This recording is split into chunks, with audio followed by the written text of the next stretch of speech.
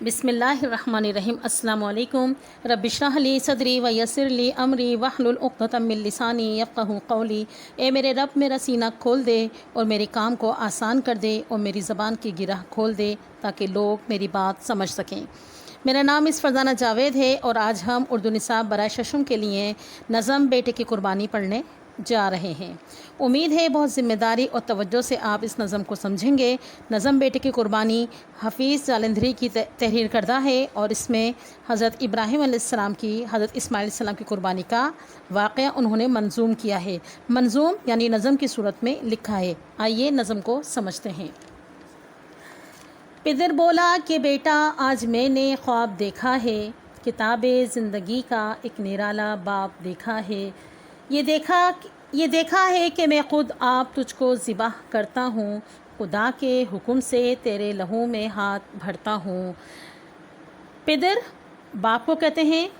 باپ بولا بیٹے سے کہ میں نے آج ایک عجیب خواب دیکھا ہے جو میری زندگی کا ایک انوکھا حصہ ہے، باب ہے۔ میں نے خواب دیکھا کہ میں تجھے اپنے ہاتھوں سے ذبح کر رہا ہوں، تجھے اللہ کی راہ میں قربان کر رہا ہوں، کہ میرے رب کا حکم ہے کہ تجھے اس کی راہ میں قربان کر دوں اور میرے ہاتھ تیرے لہو سے بھریں۔ دوسرے بند پہ آئیے۔ سعادت مند بیٹا جھک گیا فرمانے باری پر، زمین و آسماں حیران تھے اس طاعت گزاری پر، رضا جوئی کی یہ صورت نظر آئی نہ تھی اب تک، یہ جرت پیشتر انسان نے دکھلائی نہ تھی اب تک۔ سعادت مند فرما بردار بیٹا جھک گیا، اللہ کے حکم جب اس نے سنا تو اس نے کہ اللہ کا حکم اس نے سنا کہ اسے قربان کر دیا جائے تو وہ راضی ہو گیا اور وہ تیار ہو گیا قربان ہونے کے لیے۔ شاعر کہتے ہیں کہ اطاعت و فرما برداری کا یہ مظاہرہ دیکھ کر زمین و آسمان بھی حیران رہ گئے۔ رضامندی کی یہ انتہائی صورت اور ہمت کسی انسان نے اس سے پہلے نہیں دکھائی تھی۔ آئیے تیسرے بند کی طرف۔ عجب بشاش تر و تازہ، عجب بشاش تھے دونوں رضائے رب عزت پر، تامل یا تذبذب کچھ نہ تھا دونوں کی صورت پر۔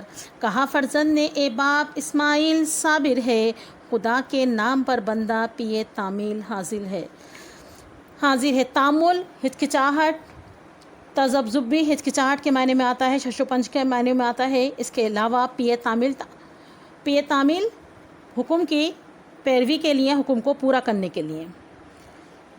شاعر اس میں کہتے ہیں جب قربانی کے لیے باپ بیٹا دونوں تیار ہو گئے تو دونوں کے چہرے پر نہایت تازگی اور خوش و خرم ہونے کے اثرات نمایاں تھے۔ دونوں خوشی خوشی اللہ کی رضا کو پورا کرنے کے لیے تیار تھے، کوئی ہچکچاہٹ سوچ بچار دونوں کے چہرے پہ نظر نہیں آتا تھا۔ بیٹا بولا اے والد محترم، اسماعیل صبر کرنے والوں میں سے ہے، اللہ کی رضا اور حکم کو پورا کرنے کے لیے تیار ہے۔ آئیے اگلے بند کی طرف۔ مگر آنکھوں پر اپنے آپ پٹی باندھ لیجئے گا، میرے ہاتھوں میں اور پیروں میں رسی باندھ دیجئے گا، مبادا آپ کو صورت پہ میری رحم آ جائے، مبادا میں تڑپ کر چھوٹ جاؤں ہاتھ تھرائے، مبادا ایسا نہ ہو۔ بیٹے نے کہا مگر مجھے ذبح کرنے سے پہلے اپنی آنکھوں پر پٹی اور میرے ہاتھ پیروں میں رسی باندھ دیجیے گا کہ کہیں ایسا نہ ہو کہ بیٹے کی صورت دیکھ کر آپ کو رحم آ جائے یا میں تکلیف کی شدت سے چھوٹ جاؤں اور آپ کا ہاتھ کانپ جائے اور اللہ کے حکم کو پورا کرنے میں کوئی رکاوٹ پیش آئے۔ اگلے بند کی طرف آئیے۔ پسر کی بات سن کر باپ نے تعریف فرمائی، یہ رسی اور پٹی باندھنی ان کو پسند آئی۔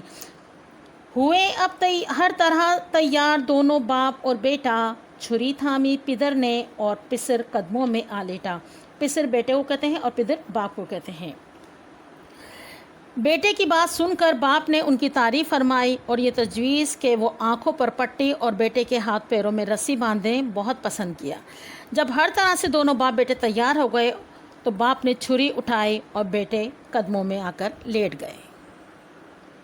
اگلے بند کی طرف آتے ہیں۔ پچھاڑا اور گھٹنا سینائے معصوم پر رکھا، چھری پتھر پر رگڑی ہاتھ کو حلقوم پہ رکھا، زمین سہمی پڑی تھی آسمان ساکن تھا بیچارہ، نہ اس سے پیشتر دیکھا تھا یہ حیرت کا نظارہ۔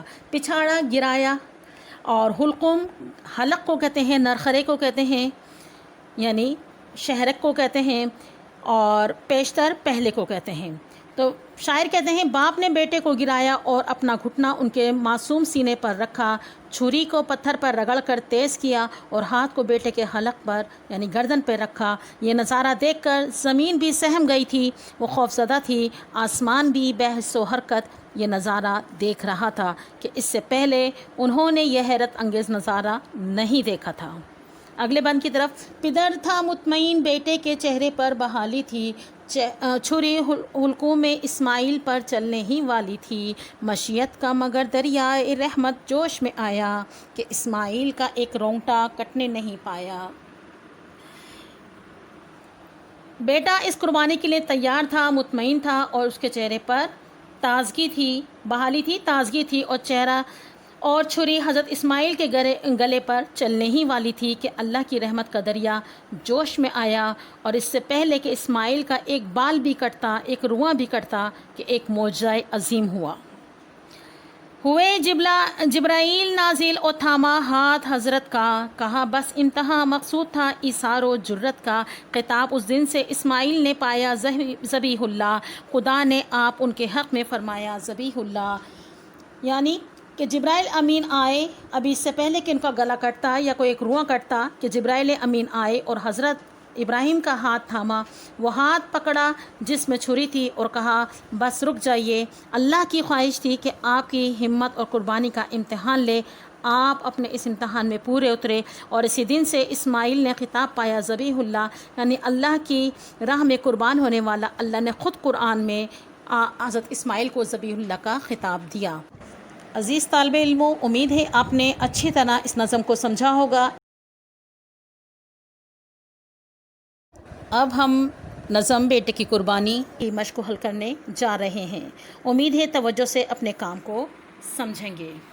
اس سبق کے اس نظم کی مشق کا پہلا سوال ہے، دیے گئے الفاظ کے معنی کتاب کے آخر میں دی گئی فرہنگ سے دیکھ کر لکھیں۔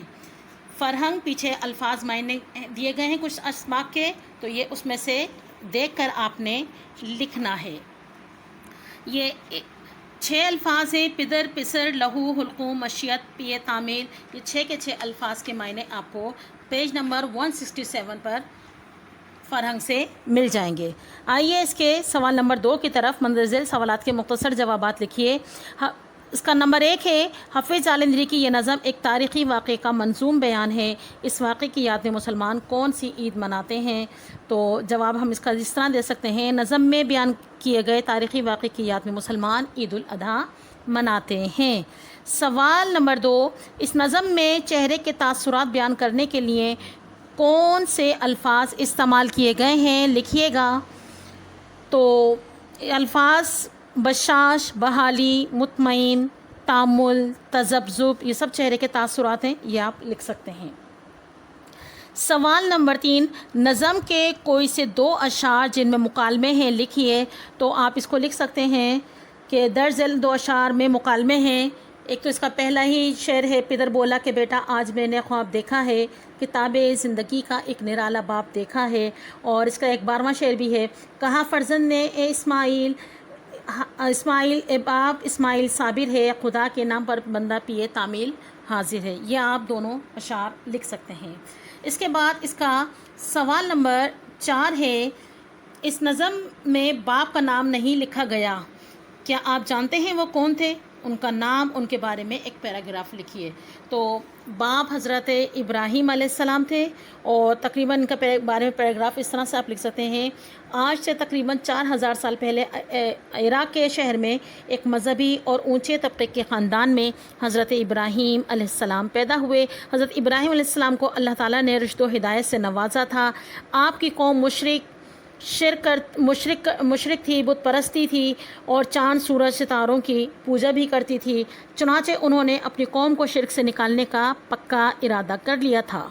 اس سلسلے میں انہوں نے لوگوں کو دین کی طرف بلانے کی ابتدا اپنے گھر سے کی، جس کا ذکر قرآن میں سورۃ الانعام میں بھی ذکر کیا گیا۔ اللہ تعالیٰ نے حضرت ابراہیم کو دنیا میں اپنا دوست یعنی خلیل اللہ اور لوگوں کا امام قرار دیا گیا۔ آپ کو ابو الانبیاء بھی کہا جاتا ہے، یعنی کہ نبیوں کے باپ۔ عزیز طالب علموں، اس کے بعد اس نظم کو سوال ہے اس کا، اس نظم کو نثر میں تبدیل کیجئے اور اپنی مرضی کا نام بھی دینا ہے، اپنے اس کو ٹاپک دینا ہے، اس کا موضوع تجویز کرنا ہے۔ تو اس نظم کو پڑھیے اور اس کو نثر میں لکھیے۔ اس کی کچھ آپ کو مثالی نمونہ میں اس آڈیو کے آخر میں دے دوں گی۔ اس کے بعد اس میں ایک اور سوال ہے، درج ذیل الفاظ کی ضد لکھیے۔ تو یہ ذہن میں رکھیے گا، یہ تمام کے تمام الفاظ وہ ہیں جو کہ نا کے ساتھ اس کی ضد بن جائے گی۔ جیسے تمام ہے تو نا تمام، پاک ہے تو نا پاک، خوش ہے تو نا خوش، اہل ہے تو نا اہل۔ اس کے علاوہ اس میں کچھ سوال نمبر 5 میں بھی الفاظ دیے گئے، متضاد الفاظ کے جملے بنانے ہیں۔ مثلا لفظ منظور، اس کا انہوں نے بتا دیا کہ نامنظور، یعنی ہر لفظ کو انہوں نے نا لگا کے بنانا ہے۔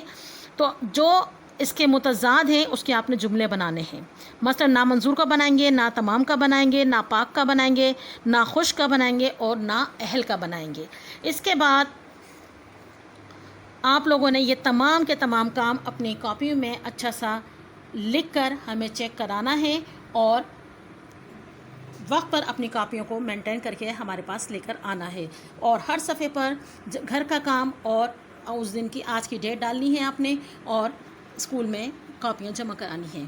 امید ہے اسٹوڈنٹس آپ کو اچھے سے سمجھ میں آ گیا ہوگا۔